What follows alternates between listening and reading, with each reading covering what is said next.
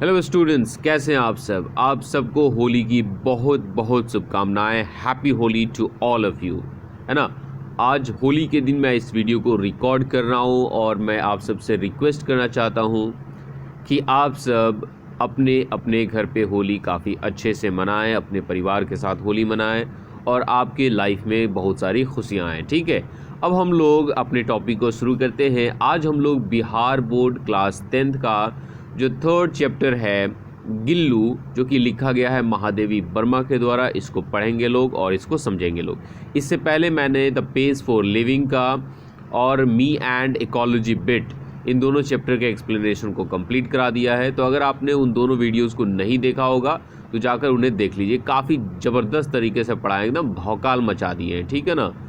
और दूसरी बात जो ये है कि देखिए, वीडियोस को आप लोग देख लेते हैं बट सब्सक्राइब नहीं करते हैं। तो हम लोग जो है ना एजुकेशनल वीडियोस चलाते हैं और इस पे व्यूज़ बहुत कम ही आते हैं। और वैसे में अगर आप लोग सब्सक्राइब ही नहीं कीजिएगा तो हम लोग का मोटिवेशन जो होता है ना वो थोड़ा सा डाउन हो जाता है। अब हम लोग जैसे कि दूसरे लोग हैं, दूसरे यूट्यूबर्स हैं, उन लोगों की तरह उल्टे पुल्टे कंटेंट्स बनाकर तो हम लोग सब्सक्राइबर्स और व्यूवर्स गेन नहीं कर सकते हैं। तो हम लोगों को आप ही लोगों से रिक्वेस्ट करना पड़ता है। गिल्लू लिखा गया है महादेवी वर्मा के द्वारा। महादेवी वर्मा का जीवन काल 1907 से 1987 तक रहा था, है ना। ये एक लीडिंग पोएटिस थी, छायावादी school of poetry in Hindi.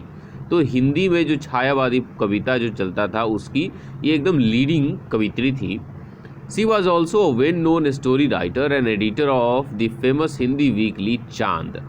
एक फेमस वीकली हिंदी जो है ना पत्रिका चलता था जिसका नाम था चांद, तो उसकी ये एडिटर भी थी।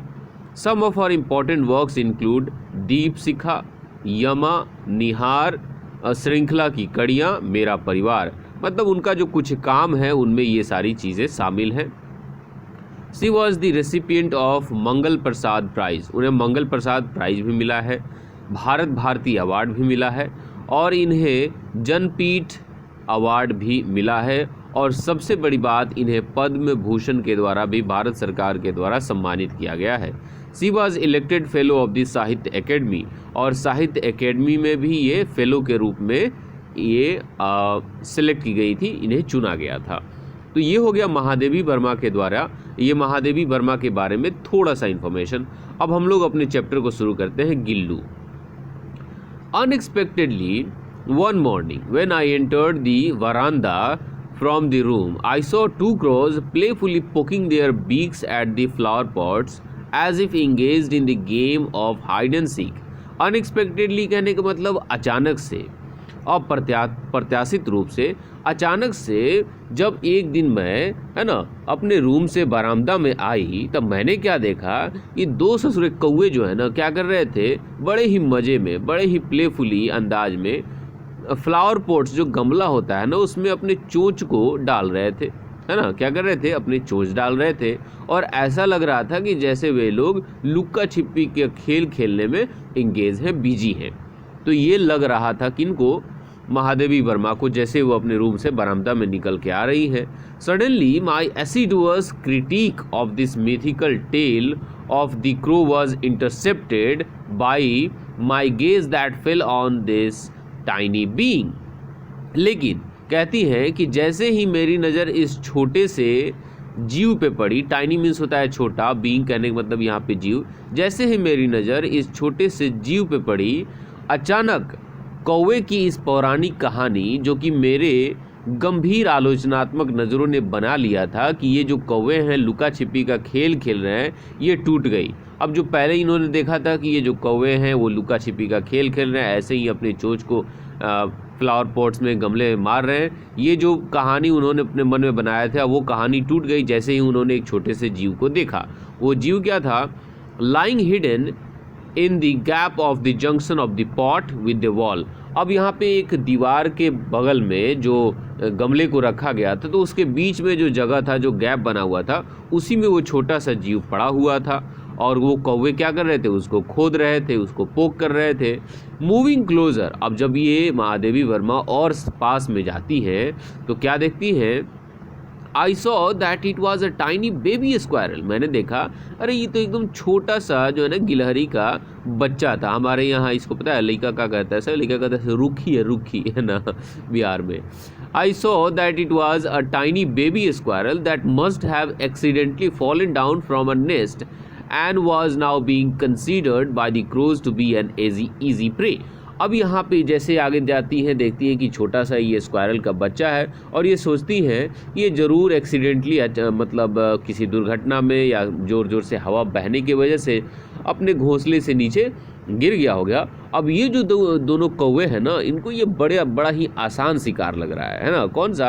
क्योंकि ये तो बच्चा है और इसका मूवमेंट नहीं, अभी जल्दी भाग नहीं सकता है। आप देखते होंगे जो रुखी होता है, जो गिलहरी होता है वो काफ़ी फुर्तीला होता है, मतलब तुरंत यहाँ जाता है तुरंत वहाँ, मतलब वो फुदकते रहता है। लेकिन ये बच्चा था तो ये इतना अभी फुर्ती वाला नहीं था और ये इनका शिकार करना काफ़ी आसान लग रहा था इन दोनों कौवों को। Having sustained 2 wounds due to the assault by the pair of crows was enough for this tiny being। अब इन दोनों कौवों ने चोंच से जो उस गिलहरी के बच्चे को मारा था तो उसको 2 घाव हो गया था। वुंड्स मीन्स कहने का मतलब घाव होता है, और 2 घाव इस छोटे से जीव के लिए काफ़ी था। And he was now motionless. अब वो हिल भी नहीं रहा था एकदम, मतलब मोशनलेस कहने का मतलब इंसान में कोई गति ही नहीं होती है ना, एकदम मुर्दे के समान हो गया था। क्लिंजिंग टू द पॉट, और वो गमले के जो गमला था जो पॉट था उसी से चिपका हुआ था। क्लिंजिंग कहने का मतलब चिपका हुआ होना।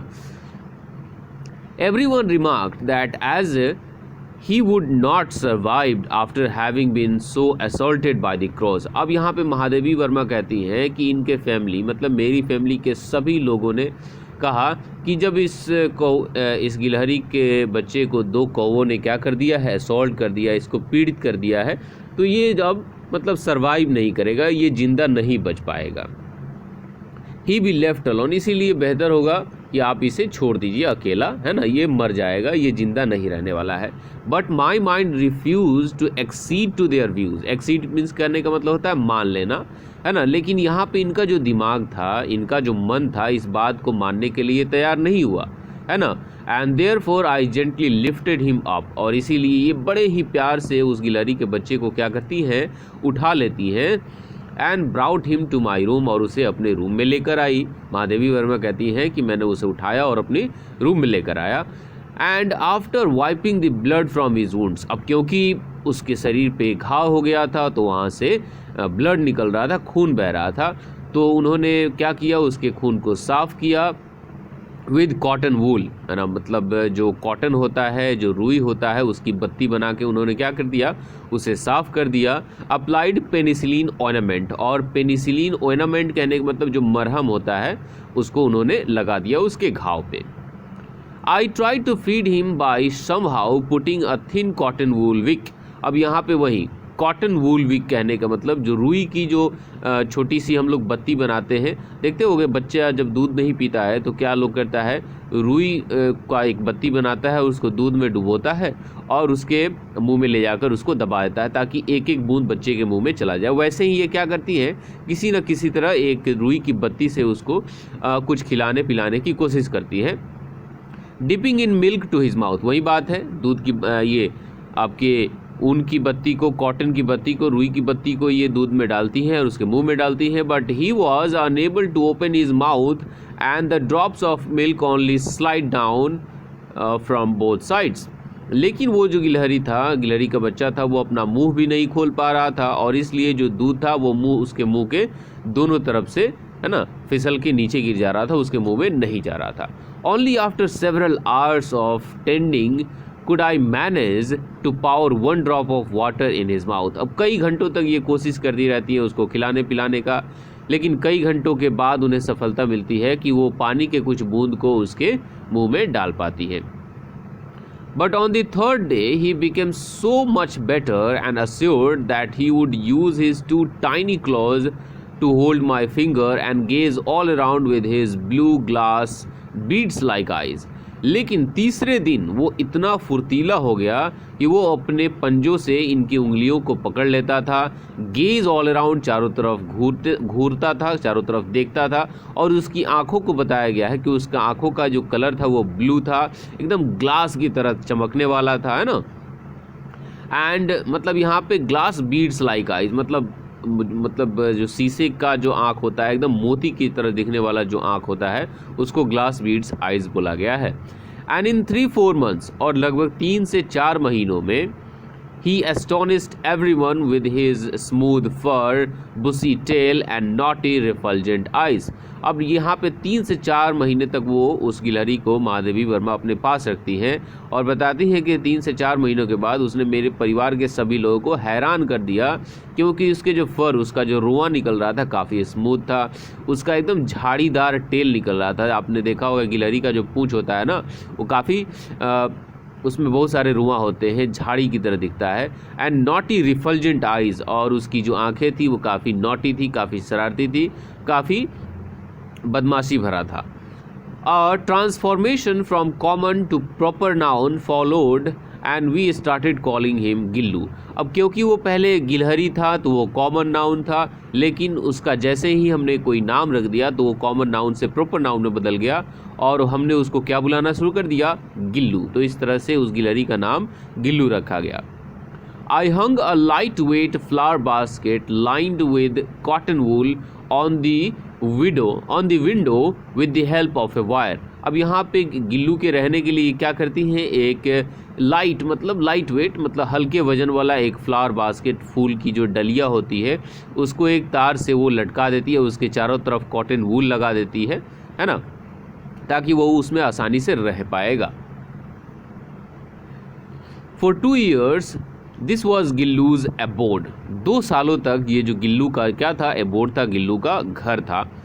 All were pleasantly astonished at his antics and intellect, और घर के सारे लोग काफ़ी खुश थे उसके एंटीक्स और उसके बुद्धिमानी, उसके कर्तव्य की वजह से।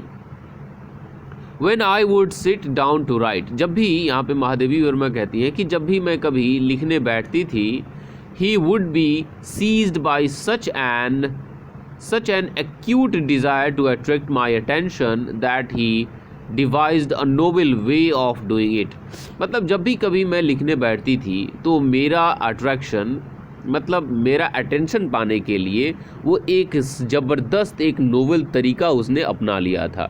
अब सपोज़ कीजिए कि आप कोई काम कर रहे हैं और आप किसी पे ध्यान नहीं दे रहे हैं, तो वो इंसान चाहता है कि आप उसके ऊपर ध्यान दें, तो वो कुछ ना कुछ अजीब सी हरकत ज़रूर करेगा ताकि आप उसके ऊपर ध्यान दीजिए, ठीक है ना। तो यहाँ पे भी जब महादेवी वर्मा कुछ काम में लग जाती थी, लिखने पढ़ने लगती थी, तो ये उनका अट्रैक्शन, उनका अटेंशन पाने के लिए क्या क्या करता था, He would venture close to my feet, वो दौड़ के कभी इनके पैरों के पास आता था, go swiftly up the curtains, और काफ़ी तेज़ी के साथ पर्दों के ऊपर चढ़ जाता था, and descend with the same neck break speed, और फिर उसी गर्दन तोड़ने वाली स्पीड के साथ नीचे आता था, है ना।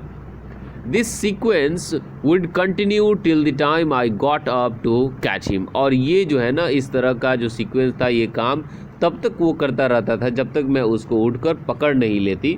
मतलब आखिरकार जब मैं उसको अटेंशन देती थी, उसके पास जाती थी, तब तक वो ऐसा करता रहता था। ऑन सम ओकेजन्स, कभी कभी तो आई यूज टू होल्ड, मैं क्या करती थी, उसे पकड़ा करती थी। I used to hold Gillu and put his tiny body in a long envelope. अब यहाँ पे भी महादेवी वर्मा भी थोड़ी सी शरारत करती है उसके साथ। वो कहती है कभी कभी मैं उसे पकड़ लेती थी और उसे लिफाफे के अंदर, इन्वेलप के अंदर डाल देती थी। Sometimes we would continue to stand on the table leaning against, यहाँ पे ही की बात हो रही है। समटाइम्स, कभी कभी क्या होता था, he would continue to stand on the table leaning against the wall in such an amazing condition for hours. कभी कभी तो ऐसा होता था कि वो टेबल पे, है ना, दीवार के अगेंस्ट खड़ा हो जाता था, इतना ज़बरदस्त स्टाइल में, कई घंटों तक वो ऐसे ही एकदम हीरो की तरह खड़ा होता था। And watch my activities with his radiant eyes, और अपनी चमकदार आंखों से मेरे काम को, मेरे एक्टिविटीज़ को देखा करता था।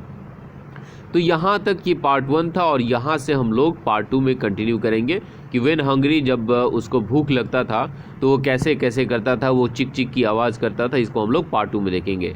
तो गाइस वीडियो अच्छा लगा होगा तो लाइक ज़रूर कीजिएगा वीडियो को, चैनल पे नए होंगे तो चैनल को सब्सक्राइब कीजिएगा और एक्सप्लेनेशन कैसा था इसके बारे में कमेंट करके ज़रूर बताइएगा। मिलते हैं पार्ट 2 में, तब तक के लिए बाय बाय।